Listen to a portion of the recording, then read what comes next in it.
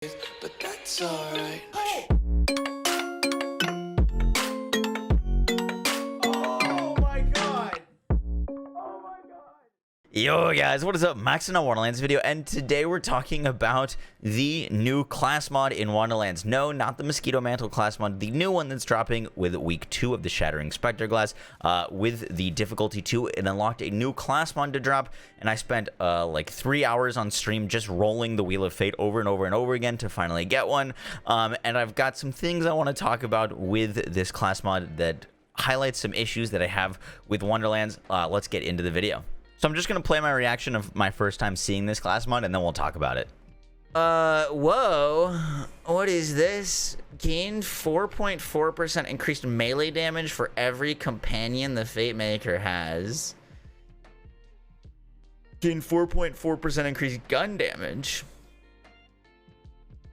It can be melee, spell, crit chance, crit damage, ability, and gun damage.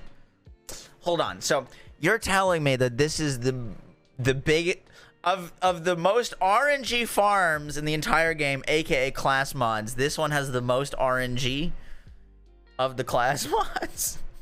Is that what you're saying? Is this is this primordial RNG? Amalgam still the most RNG? Yeah, but how do I make if I make a build with this and it's like, oh, you just need to get this with four Graveborn. So yes, this is the new class mod, this Stampede, and it's genuinely a very cool class mod. It can be built around, it's going to net you big damage increases when you wear this thing, and it's going to give you 2 random damage increases based off of how many companions you have summoned. So obviously, classes like the Blightcaller, classes like Spore Warden, classes like Clawbringer, where you have some focus on summons, particularly the Graveborn, this is an amazing class mod for it, and I got really excited for this thing, but really disheartened when I saw how much RNG goes into actually getting this class mod. Now, to get this class mod to drop, you really just have to farm the Wheel of Fate. It's not dropping in the Chaos Chambers, and the boss, the final boss of the Shattered Spectre Glass, takes quite a while to get to and really doesn't drop much gear. I mainly get like 1 legendary, if that, for like 30 minutes of going through this, or 20 minutes of going through the mirror just to get to that point. So you're really just left with farming the wheel. Now, I spent 3 hours just clicking one button waiting for gear to drop. That's not how I want to spend time in my looter shooters. I want to shoot bosses and get loot from them, and getting this new class mod is really just a gambling simulator to roll this wheel and hope that you get it. Oh yes! Ah! Oh my god! Oh my god! Now, the chances of actually getting this class mod as a primordial class mod to drop from this wheel as Graveborn Blightcaller or Blightcaller Graveborn, ignoring passives, the 3 passives that can roll on it, and ignoring any of the skills that can roll on it, whether like whatever skills it rolls on, whatever passives it rolls with, just primordial Graveborn Blightcaller with 2 rolls that you're looking for. So let's say we're looking for crit damage or crit chance or gun damage, spell damage. The chances of you getting that from the wheel are roughly 1 in 70,000. Which is crazy because like I am all for rare farming and gear farming in games, but this is specifically different because you're not killing bosses to get this class mod. You are clicking a button on a wheel and hoping it pops out. You're not really engaging in the gameplay. You're not using your build. You can farm up some crystals and then you're just spinning this wheel over and over again.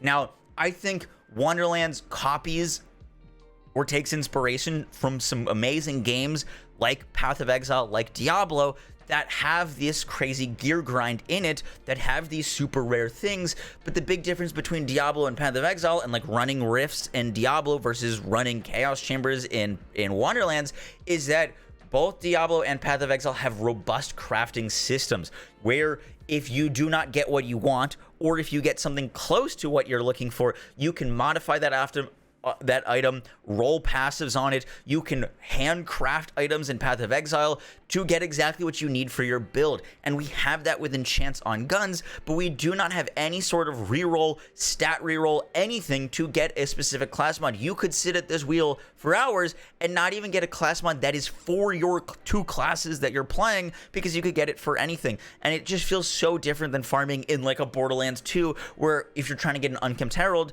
you know you're eventually going to get an Unkempt Herald, you know it's going to be useful, and you could even farm there for a double penetrating Unkempt Herald. The Classmod RNG that is being highlighted with this new Classmod kind of is just crazy and highlights an issue with Wonderlands that I would love to see a robust crafting system added, or in Wonderlands 2, if that is something that is possible in the future. So that's going to kind of do it for my rant about RNG with these class mods. Now, I made one suggestion, and that is to add a robust crafting system to the game, or for Wonderlands 2. Obviously, that's a tall task, and I think a better solution is in the design of these class mods and to design them around the RNG that is already present in this game. For example, there are claw class mods. The claw class mods, not for Clawbringer, just like the class mods, convert your companion's damage to a random element, and it could be poison, it could be dark magic, it could be fire, and we have no control over what element it is converted to because it's complete RNG, whatever like it drops for, which makes it really hard to custom tailor a build around. However, we've seen that the technology is there with the bog totems, so what if instead of on that class mod getting a random element converted your companions to, what if it was your companion's damage is converted to whatever element your spell equipped is, or whatever element the weapon you're holding is, and this would eliminate a lot of the RNG factors and let us control more of what we're doing.